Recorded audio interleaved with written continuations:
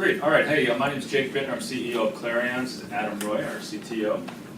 Our team's back here, DK Mukherjee and Rob Howard back here. Been working on this application for a while here.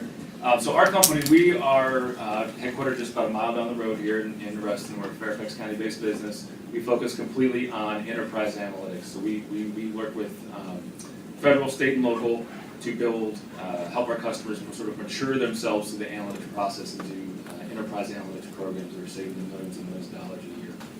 So we took this opportunity to build a prototype, a proof of concept of what VDOT and really Fairfax too could use for enterprise analytics. And so this is going beyond simply reporting and dashboarding into what true analytics are. We work with a lot of, I mentioned state and locals program, one of our most prominent clients is the city of Boston, where we help them really start their program from scratch about 4 years ago, and we're still involved in today. They're one of the most data-driven cities in the world. Here in the Commonwealth, we work with state police.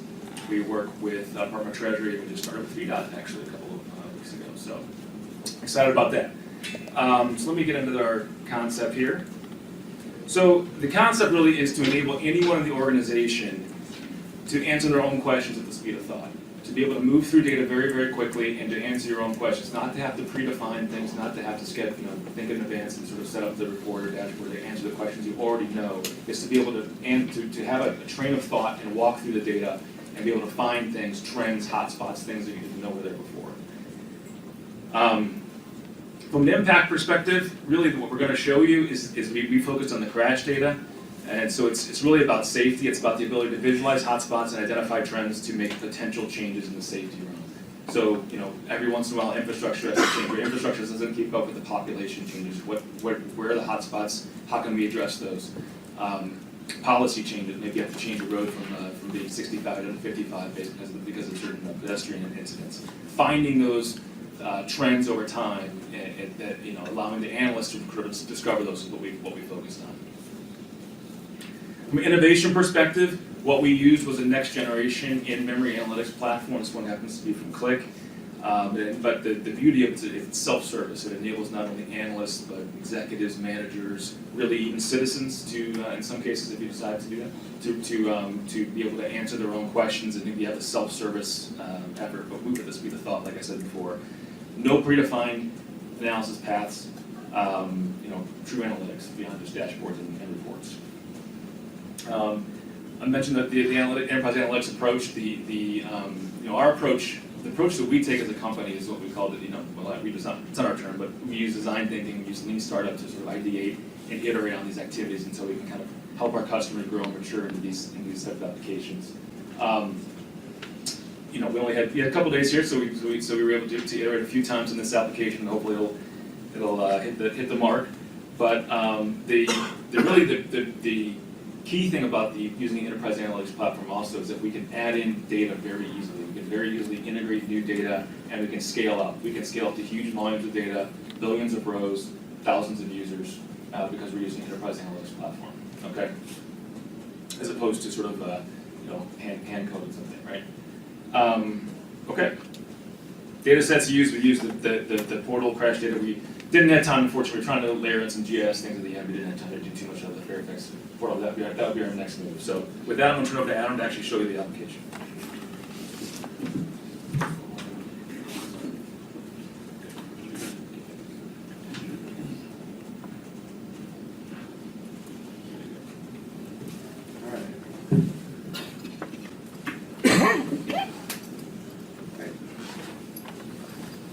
All right, so here we go. This is the application.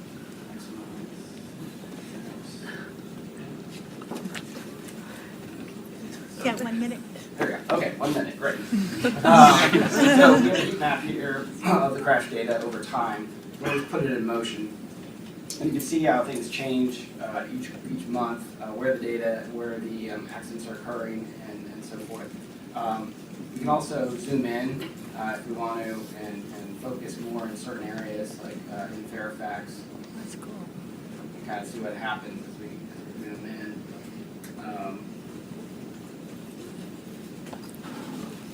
What we can also do is we can change the data around. So if we want to say, we're only interested in fatal crashes, we can quickly zoom in, we see those. We can look for different weather conditions. ones that were involved in rain, mist, fog. Wow. Yeah, time goes time flies here. You're having fun. But we can also clear that out. And we can select through different time periods to just see what those look like and put them all on top of each other so we can see Skip to the where next they're slide real happening. quick. That sheet. Let me move on real quick. If we want to do analysis, we can also take a deeper dive.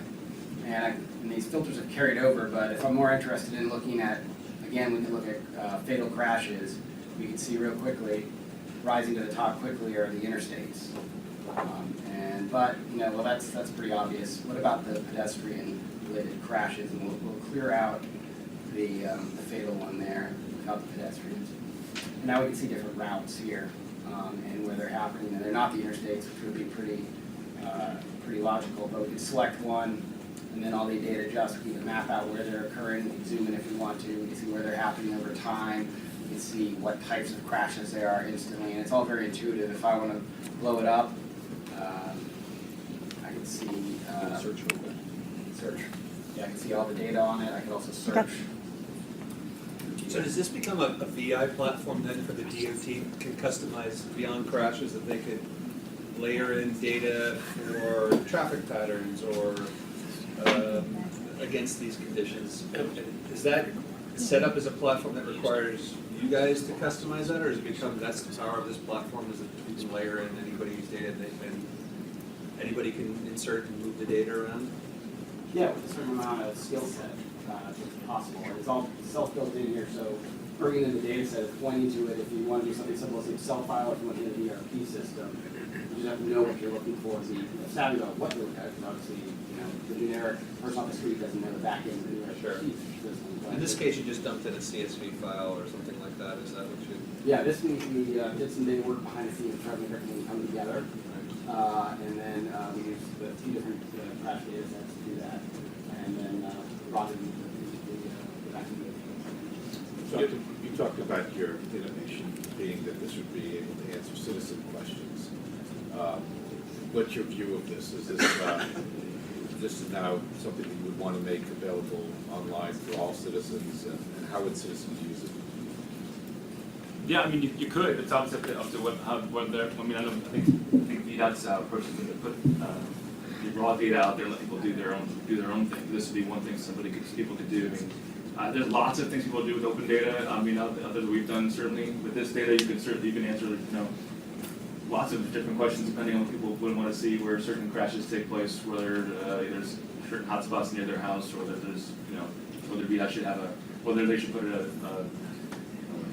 crosswalk in somewhere or something like that. I mean, there's lots of things that citizens can follow.